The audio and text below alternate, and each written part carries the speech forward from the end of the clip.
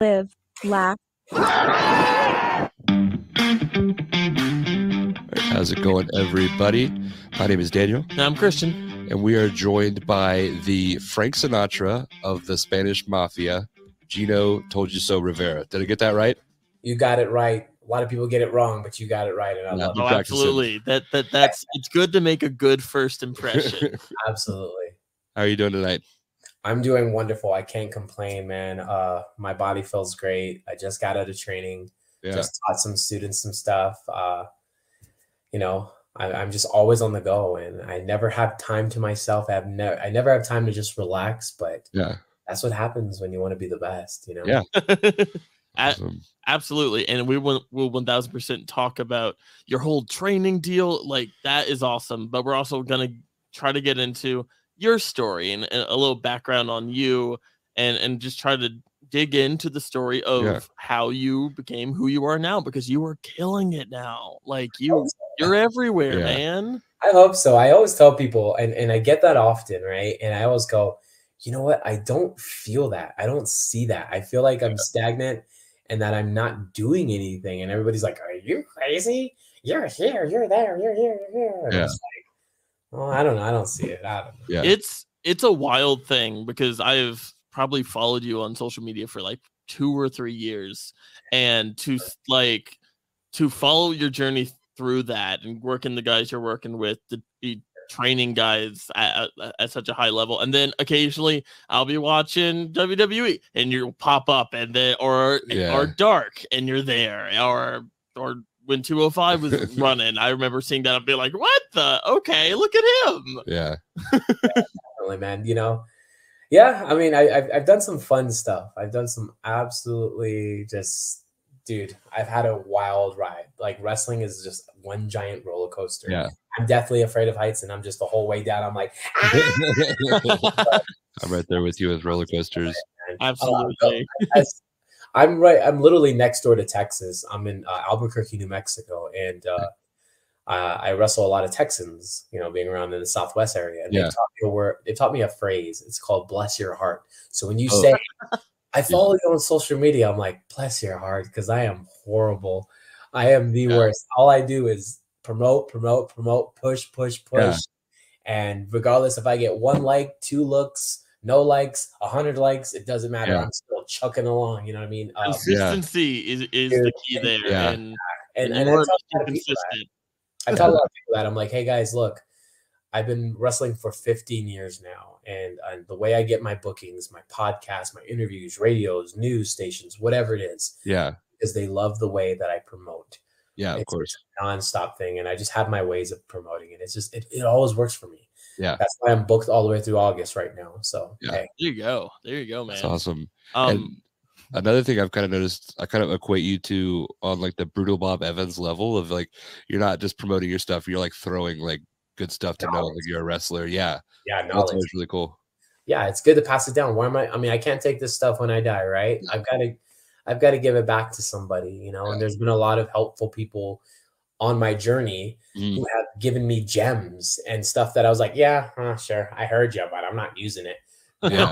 As myself, I'm eating it up. I'm using it. I'm throwing it at somebody. I'm like, that guy didn't care, but all right, you'll need it sometime. Just like I didn't need it at the time, and now I need it. So yeah. So jumping back, because you mentioned you've been doing it for 15 years. Yeah. So we're going to jump a little even before then. When you were a kid, what drew you in about wrestling? And was there a guy that you would kind of attach yourself to? It was like, oh, I'm riding this all the way through. Shout out to my adopted mom. I love you so much. And I know you're angry with me, and I hope we talk soon. But my adopted mom was the biggest Undertaker fan, the biggest Andre the Giant fan in the world. And being an adopted child, you know, being the baby of 6 boys, you know what I mean? You don't really get a say in who's watching what. You're just watching whatever everybody else is watching. And my mom just loved the WWF at the time. And she used to go to independent shows, and she was younger. She met Jimmy Superfly Snuka and Andre the Giant and Jake the Snake and stuff like that. And, you know, her favorite wrestler was The Undertaker. Watching him on TV and being scared out of my wits. And my mom was just so excited. Oh, he's so handsome. He's oh my god. Oh my god. Just she was the biggest Undertaker fan, and I grew to. I love my mom so much. I wanted. Some people want to be their dad. Some people wanted to be their hero. I wanted to be my mom. Like she's the most amazing woman in the world. And when Undertaker would grace the screen, it made her excited. And I just loved the Undertaker. So, I mean, can't really see it, but there's a little Undertaker somewhere right there. Oh, there you go. So, Undertaker's been the guy for me, for her, for my family. Yeah. Till this day, we are the biggest Undertaker fans. When you think of the Undertaker, which era pops into your head? Oh, like for me? Yeah. Obviously, my favorite is his 1996 purple gloves. Yeah. Undertaker, bad, just like the whole. I was gonna curse there. Badass all day. You know what I mean? Like that. I just recently put online that my favorite rival at the time. Of all time is Mankind versus Undertaker in 1996. Boiler Room Brawls, Buried Alive, just everything. Undertaker is the greatest wrestler in the world to me. Yeah, for sure. I started watching wrestling in like 2005, and he legitimately gave me nightmares. I was probably in middle school, and I've talked about it on the podcast before, but I legitimately had nightmares that I had, not that I had like he was going to kill me, but that I had to wrestle him. Like, so I was like suddenly a wrestler, and it's like, oh, you have to fight the Undertaker, and I'm just like, I'm gonna run across the country now.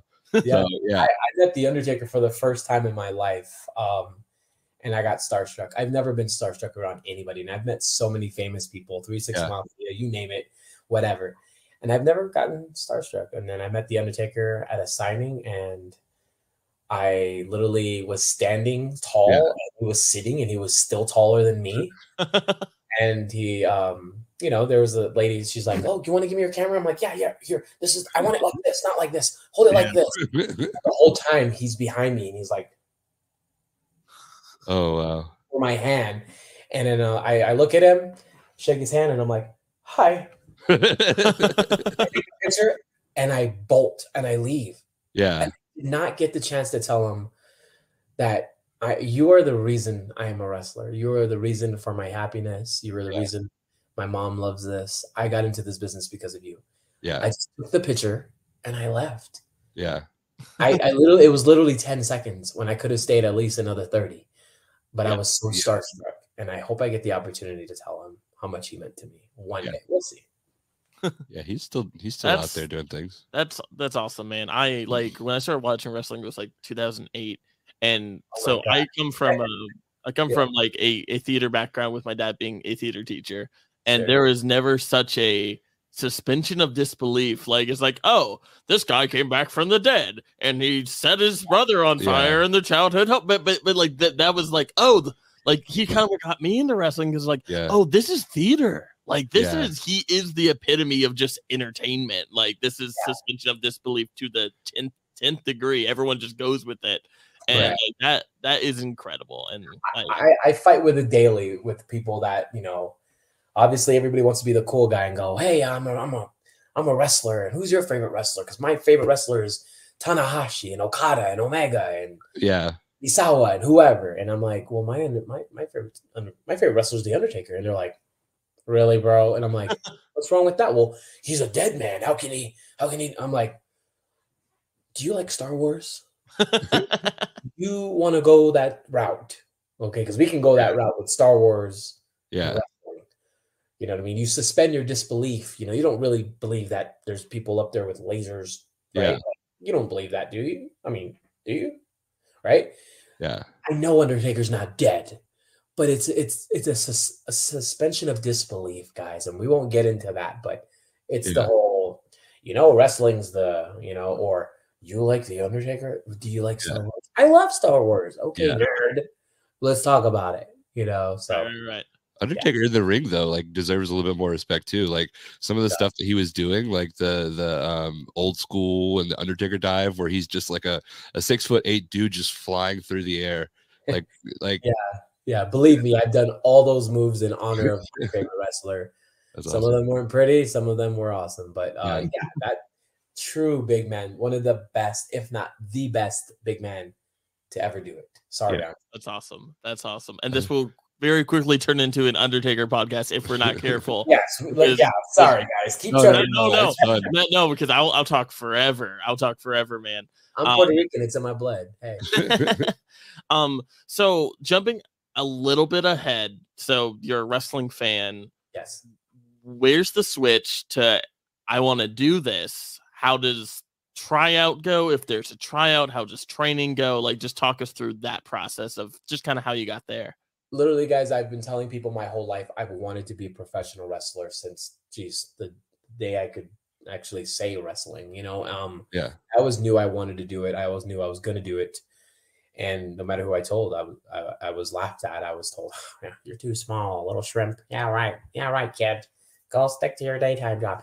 Well, anyway, I was 18 and I was in Los Angeles, California, at the Staples Center, and I got these flyers. You know, I'm crossing the street, and these guys are like, "Hey, take this," and I'm like, "What the hell? I don't watch porn. What the I don't watch porn." I was like, "I don't want this. There's naked guys on here. What the heck's going on?" Right? Go walk across the street again, you know, because you know there's the car, the Staples Center. You got to walk, whatever. Yeah. So I get it again. Hey, check this out. And I'm like, I don't want this, whatever. Throw the flyer away.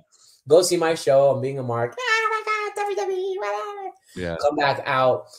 Awesome show, by the way, WWE. And then I get a flyer again, and it's like, hey, check this out. And I was like, look, dude, I got like 3 of these. I don't want these. He's like, you like wrestling, right? I was like, yeah, I love wrestling. Well, look at the flyer. Did you actually look at it? And I was like, no. Look at it. It says pro wrestling. Want to be a pro wrestler. Santino Bros Wrestling Academy in Los Angeles, Bell Gardens, something like that. Or Norwalk, California, I think it was. And I was like, oh my gosh. I've wanted to do this my whole life, and it's right here in front of my face. And I grabbed that stack of freaking flyers that dude had. Shout out to you, Frank the Tank. You were the one I took it from, I think. And the next day I called the number, and a lady named Sylvia Romo answered, and she's like, yeah, like, we'd love to have you. Why don't you come check it out? See what you know, if this is for you. And if it's not, we'll keep pushing. I went over there. All I could see was a ring in a backyard. And I didn't understand backyard wrestling. I didn't know what indie wrestling was. I just knew WWF and WCW, but I saw a wrestling ring, and I was like, oh my God.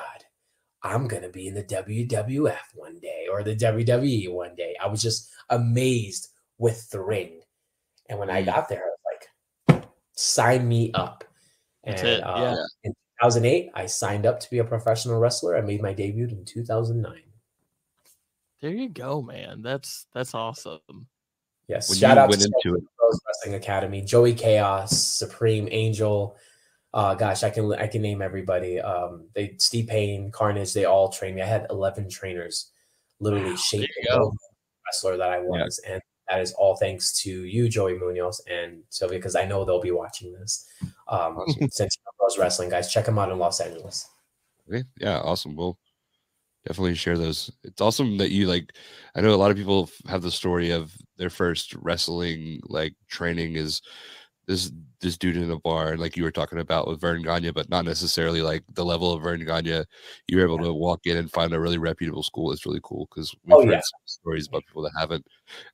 When you first started training, what was your idea for your character? Like, what did you want to be?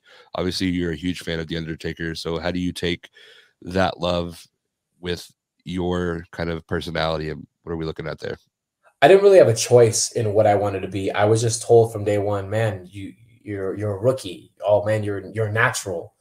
My trainer Sylvia Romo was like, he's a freaking natural. He just does everything perfect. And I was like, I've only been watching and jumping off of coconut trees in Hawaii onto my friends and cones and ladders. I've been doing this my whole life. So when I got into the ring, I already knew what I was gonna do.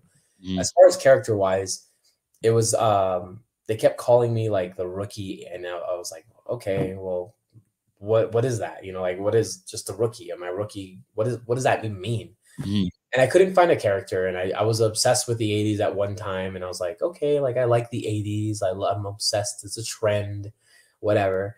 And then one of my coaches was like, what year are you born? I was like, 1988. And they're like, Jesus, you're a baby. And I'm like, yes. And not compared to you guys, but I'm old now to you guys. But yeah, so they gave me the name 88. literally the number 88. And they put the rookie 88, and they're like, "You're gonna be our next Rey Mysterio. We're gonna put you under a hood." And for those that are not familiar with what a hood is, it's a mask in wrestling. And I was like, I don't want to wrestle in a mask. Like, I want everybody to see my freaking sexy face, right? Whatever. And they just put me in a mask, and the rest was history. I made my debut under a hood. It was a sex shop mask at first because I couldn't afford a mask. So we cut the ball out.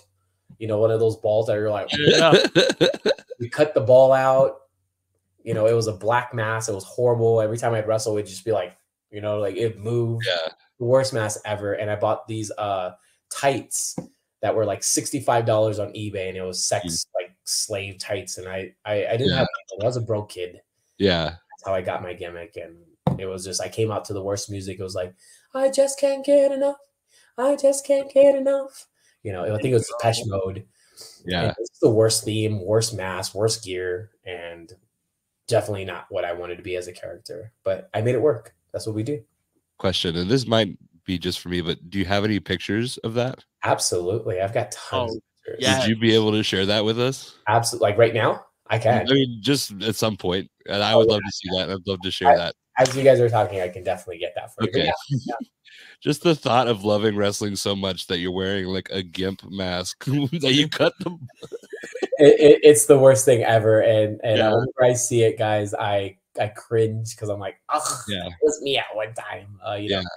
But anybody listening that is like complaining about their first attire, I'm gonna direct them to this now. There's a whole post about it that I posted years ago. And I keep looking up, and I'm like, guys, you guys have no idea how bad I had. Oh, you think you're struggling? Let me tell you about struggle. It was the worst thing ever. But like I said, I had a job. I knew what it was, and I made it work. And I'm just so proud of myself for doing that. You know what I mean? So for sure, that's awesome. So again, as we jump through this timeline, I want to jump ahead a little bit to the first time you got to be an extra. For the first time you got to do, I don't know if that was a WWE spot or how that worked, and just kind of talk us through that first day. Gosh, so I got an opportunity to be a WWE extra with, at the time was the Rosebuds.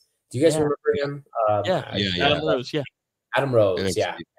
This is when he was on his way out, and he was unenthusiastic about like just having people around him. He knew he was on the out, so he was just like, all right, guys, we're going to go to the ring, and we're just going to throw your hands up, and you're going to, catch me as I fall, and every time I get bumped, you cheer, and that's it, guys. We're going to go through it one time, and then that's it, and have a good day, and, enjoy this whatever you guys will call this. And I was like, okay. And I'm like, I'm freaking excited. I'm here at the WWE. What the heck? How cool is this? And this was, I believe, in 2015 or 14, one of them. And I just remember showing up to the Staples Center, exactly where I got the flyer to be a cut. Wow, that's such full circle. Full circle, exactly. And I just remember being in a Staples Center. I'm just looking around. And I'm like, I'm here. And I thought, I was like, I'm gonna get signed. I'm gonna, Triple H is gonna come. Vince McMahon is gonna go like, how you doing, pal? You want a contract? I thought I was gonna get the whole shebang. And that night, they just told me to dress up in some funny clothes and do the whole da da da da da. Whoa. And I was just like, okay. And I had a ball. It just went by so fast. I saw all of my favorite stars, all of my favorite wrestlers growing up, young, old, new. It was a blast. And I just remember the night going by so quick, and then sitting in my car after the show, and everybody left the parking lot, and I'm still in the parking lot, and I'm just like, oh, wow, like my dream came true. But my dream didn't come true because I've never wrestled for the WWE. It was just an extra spot. But I was like, I thought I can retire. Peace out. You know what I mean? My life is made. You know what I mean? But it was nowhere near to what success I'd have going forward. So I was just extremely happy. Yeah, the Staples Centers too, which is such an iconic venue for like everything, but especially wrestling. Yes. Guys, I'm going to pause for a second because I'm going to make you guys smile. You guys ready? Yeah. Yep. Here it goes. Jesus Christ. Oh my gosh. That's amazing. Oh man, that power pose too. Forget the pose. Look at the mass. Oh my lord! Does that say sex play or not? Man? The ball was in the mouth. Okay, the ball was in the mouth. The tights I got from a sex shop. I didn't even fit it. It was just like hip huggers. You know, I couldn't afford boots, so I went with kick pads from an MMA guy. It was just the worst thing ever, guys. This is the Rookie 88 live in color. This is what I did. And I thought, I'm going to be the next Rock. I'm going to be the next. Jeez. That's incredible. That's incredible. Yeah. But yeah, back to the scheduled program, guys. Yeah. No, that's great. And would you mind sending that to me as well so we can put it on a clip? Absolutely. I'll send you whatever you need. Just no OnlyFans. I'm just kidding. So, like, I guess we can add you to that list of notable Rosebuds because there's so many alumni, like Rosebud alumni, right? Yeah, the big names. Yeah, Braun Strowman was a freaking dude with us one time. I've done that. I don't even know how many times, but he was there. Yeah, that's wild. That is wild. So, how did that compare to, I guess, your most recent? Oh, I guess I'll jump to the 205 live show, but because you're in that cool tag match, like you eventually do have a return match and all that on the indies in the last year or so. But like, how did that appearance relate? And I know they're jarringly different, like maybe not even comparable, but just talk us through that day and just how different that was compared to your first extra with them. I mean, from that time, I did more extra work up to that match. And one of my favorite people in the world, person in the world, his name is Steve Navajo Warrior. He's an awesome guy. I can't give you any more info on that other than that he's been instrumental in everything I've done in my career leading to the WWE, along with a guy named Ryan Katz. Shout out to those two. But Steve basically messaged me and he's like, "What you doing, kid?" And I was like, nothing. He's like, "How fast can you be in Arizona?" And I was like, tomorrow. What's going on? Are you okay? And he says, "I might have a spot for you somewhere special." And the rest was history. I knew exactly what he was talking about. Had to do some blood work and filing papers and this and that, and run around doing whatever I had to do to get that opportunity. And he told me, he goes, "Expect nothing, hope for the best." Meaning when you go there, do not expect to get used, but hope that you get used. And I'm like, I've done extra work. I'll get used, whatever, you know what I mean? And then leading to the end of the hours of the day where the doors open, I'm like, there's nothing going on. What's going on? And sure enough, they're like, hey, you there. And I'm like, me? And it's like, you, yeah, shorty, come here. It's Billy Kidman, it's Dean Malenko, and they call me and they're like, okay, we're going to do matches. Yeah. And they gave us like a minute to call matches. They're like, you with you, you with you, you with you, you with you, and you with you. 30 seconds, a minute, 2 minutes, 45 seconds. And we're like, okay. Call our match, and all of a sudden they're like, attention, everybody. Switch partners. You two, get in the ring. And I'm like, we just called the whole match. What the hell are we going to do? And we get in the ring. Me and this guy named Evan Daniels got in there, and we rocked the house. And we were pulled out immediately, and they were like, how long you been working, kid? Dean Malenko. And I'm like, a couple of years. And he's just like, okay, well, do you speak Spanish? Yes. It's like, good, you're going to be working with Lindsay Dorado and the Lucha guy. Have fun. And I was like, oh my gosh, what the heck is going on? And sure enough, before you know it, I was, standing on the edge of the apron, and I'm like so nervous. I'm in a WWE ring. My dream is coming true again.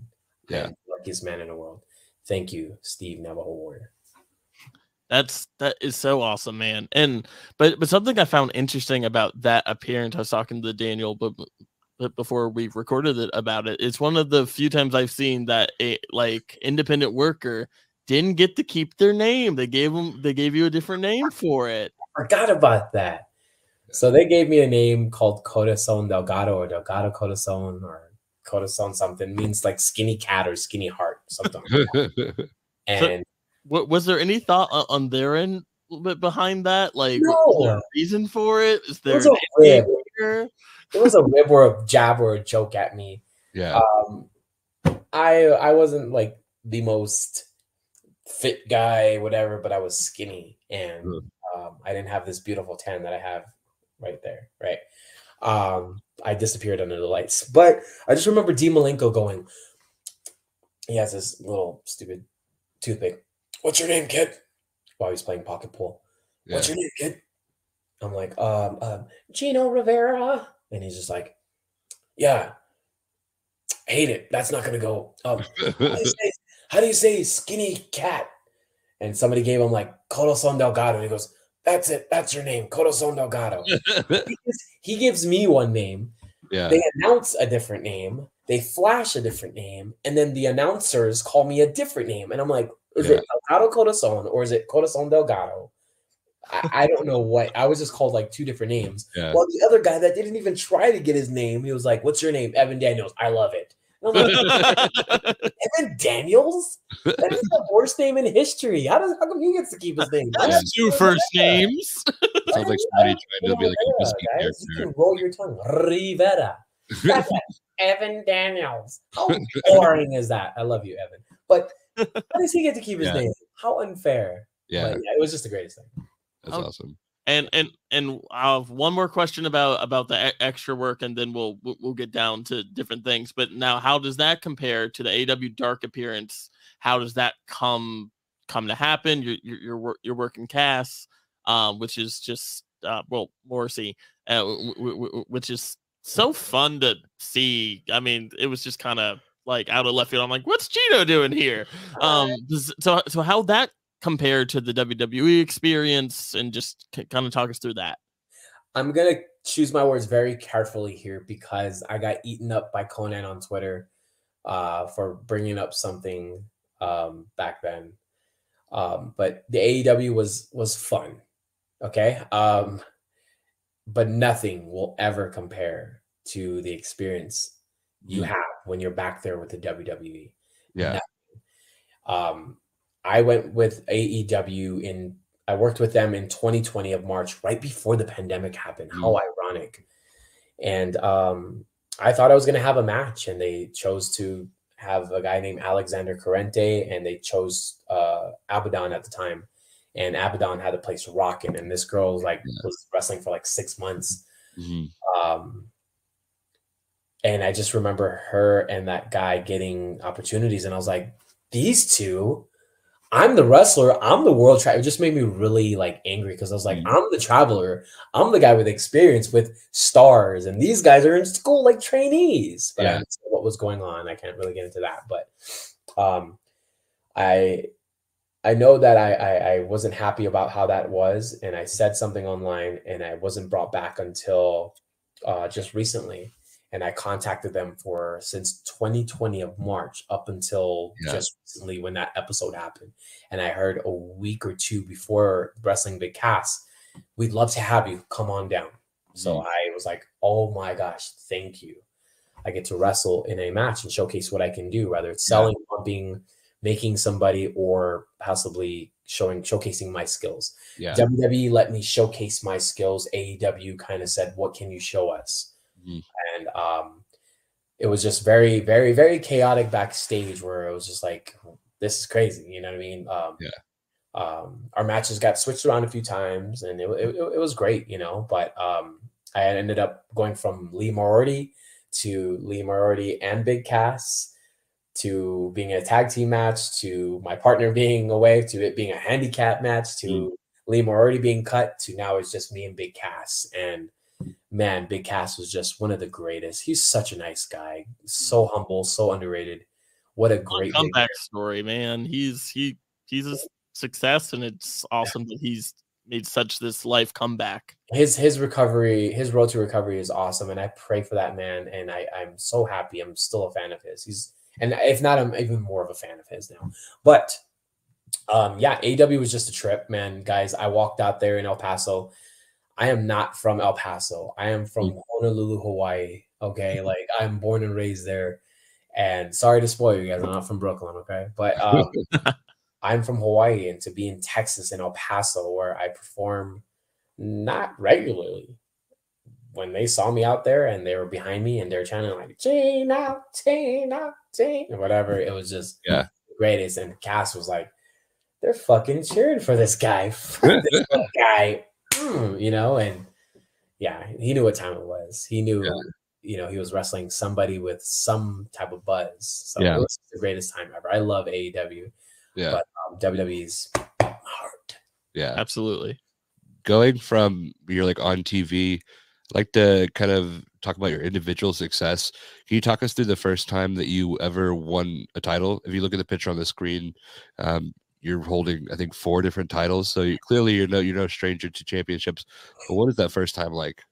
Guys, I get a little angry talking about this because I'm passionate. Okay, I'm not bitter. I'm not angry. I'm passionate. And when I see guys and girls come up in this industry and they win a belt their first 2 weeks in the show, first 2 weeks in their business, it just makes me so angry because I know they didn't work for it. I know they don't know what that moment means until they actually win it. And for me, it took me 9 years to win my first title. I'll never forget. I was in line for a push. I was in line for a championship, and I was really excited about it. And I brought my family there. You know, I brought at the time like people that I really loved to this match because I was like, this is my night. And a veteran that is still around to this day that everybody holds so high on the pedestal told me and told the promoter, he's not ready. And I'll never forget that and forgive that because I felt I was ready. You know what I mean? Not just because my family was there, but I was like, it's my time. You know, the fans are behind me. I'm a little polished. I think I can handle this. And he told me, no, you're not ready. And I was just such a bitter and angry kid. I was like, that's terrible to do something. I will never do that to somebody. Yeah. And they did that. But it took me 9 years to win my first championship. And it just made my life. I was so happy. So happy I made it. I got a little replica of it. Here it is. That's awesome. This is the Arizona State Championship. This is the first title I've ever won. I defeated Manny Lemons, Peter Avalon, and some other guy in like it was a tournament. And this title was the belt that I won. And it means so much to me because I know I worked extremely hard. I didn't start my own promotion and put a belt on me. I didn't beat my best friend.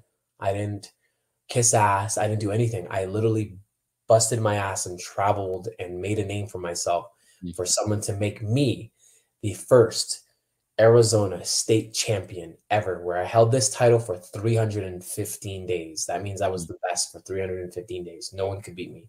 On television, I was the man, and this belt means so much to me. And regardless of what you see there, you know, you'll see in that picture right there, I've got tons of titles. Those belts mean a lot to me, but this one right here was the one that really I couldn't stop looking at. I won it, and I left it on my my passenger seat, and I just kept driving, and I kept staring at it. I was just like, oh my God. You know, like this is mine. I worked so hard. That night I was traveling and I slept in a bank parking lot, and it was so cold. You know what I mean? I kept my car on and I had my title with me, and I was just so happy. I didn't care. And this is why this one means so much to me. So shout out to Mick Greenwood and David Marquez for seeing that I was the guy to, sorry I threw that, but I was the guy to hold that. You know what I mean? Did you know, like, going into it? Obviously, yes, you did. But, like, how, like, soon did you know going into it that you were going to win? I got a phone call from David Marquez saying, how would you feel representing us and becoming our first ever Arizona State champion? And I was like, you sure you want me? And he's like, do you want the opportunity or not, kid? And I was like, yes. And he's like, congratulations. See you at the show. And I was like, what did I do to deserve this opportunity? And if you guys know David Marquez, this is a man who makes stars, doesn't want the credit, doesn't need the credit. He just knows he has an eye for talent. He puts them on their show, and every one of these guys all succeed. You know what I mean? Yeah. You look at like guys like LA Knight. This is a guy that worked with Paul Bearer. This is a guy that worked with Peter Avalon, Danny Limelight. He can see stars. Jordan Clearwater from NWA. This is all people that David Marquez, you know, has under his tree, and they're all stars. And I love David Marquez so much. I don't know if he loves me. We're both Puerto Ricans, so, but I love him, and I'll always be thankful for every opportunity he's ever given me. It's awesome. That's awesome. And to go from winning that belt, now it seems like you're no stranger to it. What would you say is the most important? Like, if there's any wrestlers out there being a champion that people might not know about, or like stuff like you said, like little facts, little gems. Like once you get that title, like what are some things that people may not think about that you want to consider? And how hard is it to time manage? Because it's a few different territories, or at least it feels like you're all over the place. Like that's a schedule. You asked the question and he answered it. So literally the hardest thing about being a champion and winning championship belts is managing different feuds, managing a schedule, making sure you can defend them. Because I've had literally 2 shows saying, hey, you're in the main event, you're defending your title. And I'm like, oh my gosh, I'm the champion of both shows. I have to pick one. You know, both depend on me.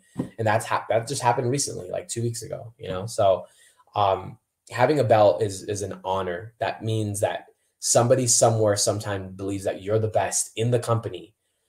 Whether you're a tag team wrestler, a women's champion, a singles champion, that means you're the best, and you have a duty, you have a task, you have to perform, you have to represent, you have to carry that championship and basically go out there and be the spokesman for that company. You can't embarrass them. You have to put them on a pedestal, and I gladly accepted that. As you see, guys, I won my first championship in 2017. Guys, what year is it to this year? I think it's 2023. It's 2023. Guys, I haven't been without a championship since. That's awesome. That's awesome, man. I've had 1, 2, 3, 4, 5 at a time. I can't get them away from me. You know what I mean? I'm in line next week to crown the first Latin American champion. Then I go to El Paso in 3 weeks after that to crown the first United States Army-based champion. It's a company that basically we perform in front of the troops, and they put together a belt that they want somebody to represent. I'm performing for them. And I go to another town where I'm, you know, wrestling for another championship. You know, it's a wonderful opportunity. I wanted to be a champion so bad, and now that I'm getting freaking belts wrapped around my freaking skull. Okay. And it's a lot sometimes, because, you know, it's just time managing who your opponent is, when you're gonna drop a title, when you're gonna pick one up. It's just, I'm everywhere. It's harder keeping it than it is winning it. I can tell you that. Is there a different amount of preparation, whether it's in the promos or it's in putting the match together, when as a champion you're working both the local guys, the traveling star, and then the XTV guys? Like, how does that compare when it comes to putting that together? We're all human. Doesn't matter where you're from, where you're at. Everyone in the independent wrestling starts here. The WWE, they start up here. We all do this. We all do this, right? Yeah. Something gets released from the WWE, AEW, Impact, New Japan. Where do they go? Down to the Indies. Right. Yes, at the Indies. Hi, I'm at the Indies.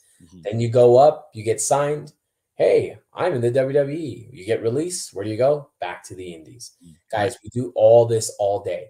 So you could say, let's say Shinsuke Nakamura tomorrow gets, you know, released. God bless his soul, knock on wood. I hope he never does. But let's say he does. He's going back to the Indies. I'm on the Indies. He's going to be sitting in a locker room next to me. Guys, it makes no difference. We're all human. I fear nothing. I don't care how long you've been on television, how much money you made in the WWE. There's a time that Braun Strowman was on the Indies. You know what I mean? Yeah. Some wrestlers can afford it. Some wrestlers can handle it. Some wrestlers can't, and they quit. They, you know, a lot of a lot of these collegiate athletes that are getting signed have never been on the indies. So when they get to the WWE and then they get released and they go, hey, you should go to the indies. Yeah, I'll try the indies. And they go, this shit ain't for me. Yeah. I quit the business. Yeah. I believe those guys need to do the indies to understand the process. But like I've wrestled guys like Killer Cross, Darren Young, Chris Masters, Kalisto, you Yeah. name it, Shelly Martinez, Brian Kendrick. The list goes on and on and on.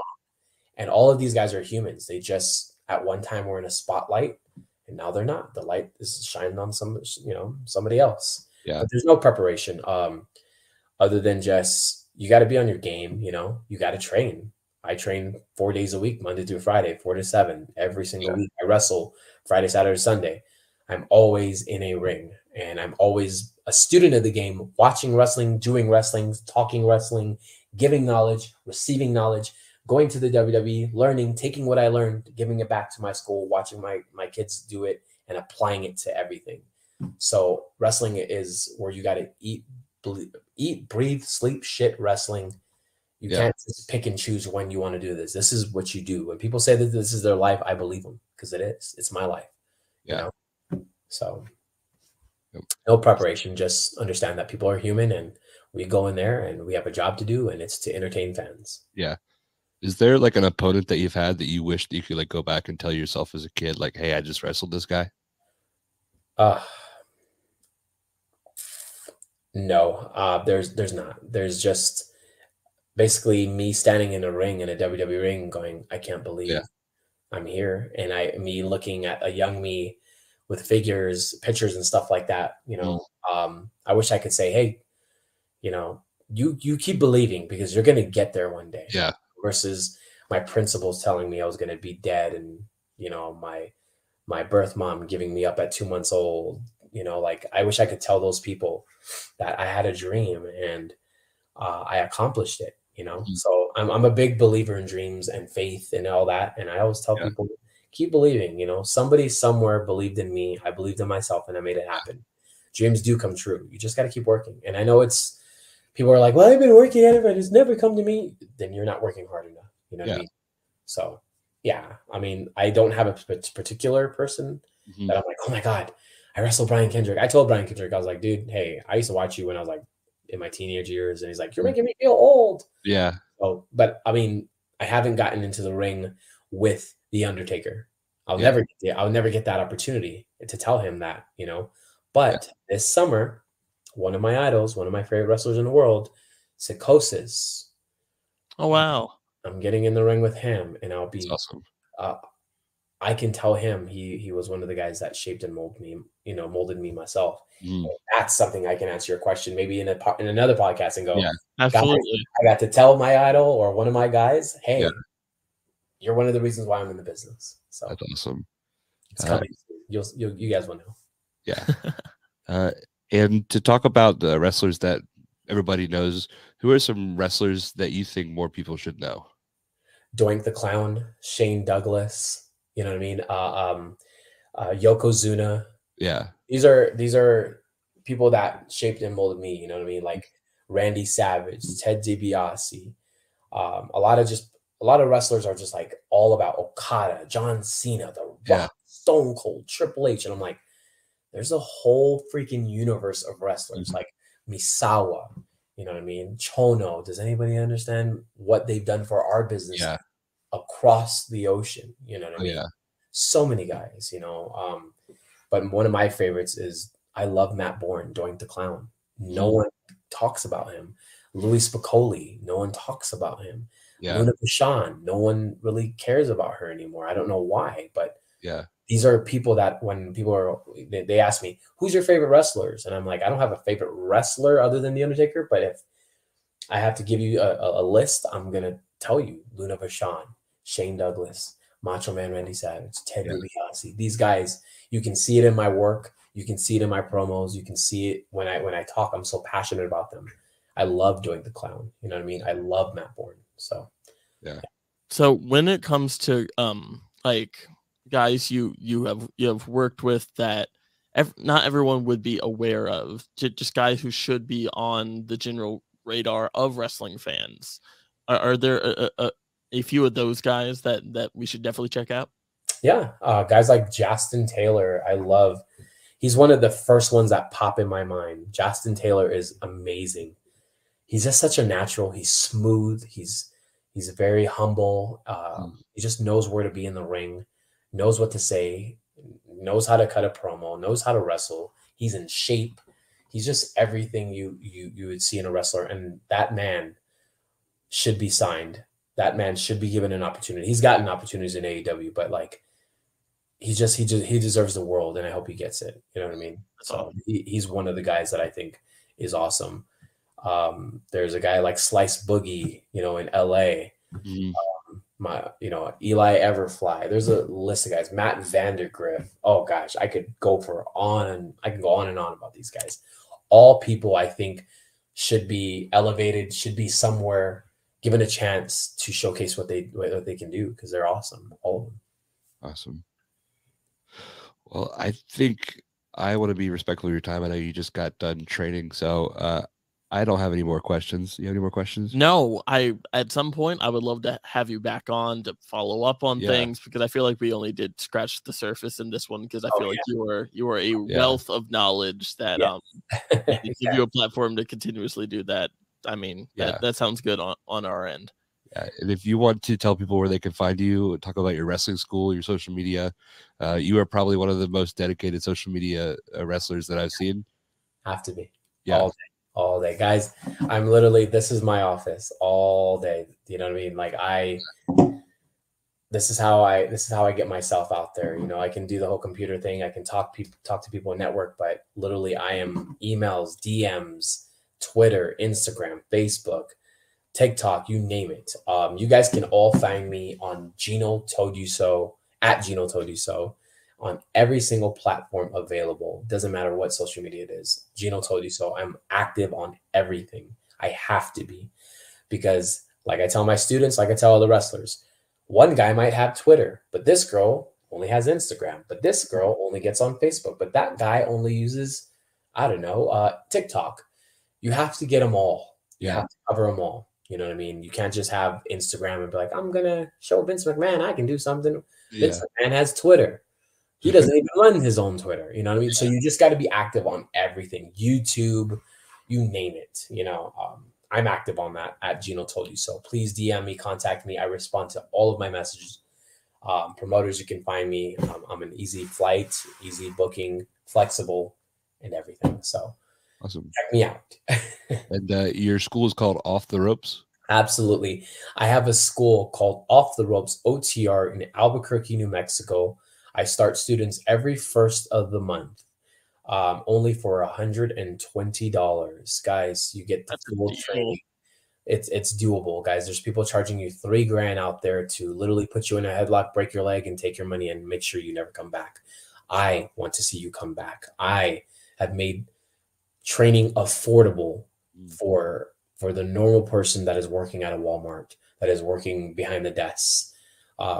Wrestling is for everyone, of all genders, races, sexual preferences, political views, shapes, sizes, sexual preferences, whatever you like, it doesn't matter. Wrestling is for you, and I am here to open the door and let you in. I believe in having patience. I sell patience. I won't sell you a wet dream. I won't lie to you. I don't have a contract for the WWE. What I can show you is etiquette, how to talk to a promoter, how to wrestle. Anyone can show you a headlock, but they cannot show you how to get hired. And that's something I took from Disco. I am here to show you how to get hired. Contact me now at Gino Toldyouso, Off the Ropes, New Mexico, in Albuquerque. Awesome. That's awesome, man. We'll have all that listed in the bio on our links and everything too. We appreciate your time. We hope you have a good night. Absolutely, guys. Thank you so much. This has been wonderful. Yeah. If I can leave you guys with a quick saying before you guys have. Yeah, please do. Yeah. The reason why I'm still in this business is because I say, and I was told, don't quit. And I try to quit this business every year I've been in it. Okay. And it's been wonderful for me. It's brought me up to my highest of highs, my lowest of lows. But somebody told me this great saying: the day that you leave, somebody, somewhere, sometime will be looking for you. And what that means is when you leave, you never know when that opportunity could be calling you. Yeah. And when you leave, they go, hey, whatever happened to that Gino Rivera kid? Well, he quit yesterday. All right, well, how about you, Skip? Come on down. Yeah. I got something for you. And thankfully, I didn't leave this business when I wanted to, because all these wonderful opportunities that has happened to me would have never been given to me if I left. And I'm so grateful that I'm still here and I'm continuing my career, my journey. So that's what I want to leave you guys with. Awesome. Thank you guys so much for the opportunity, guys.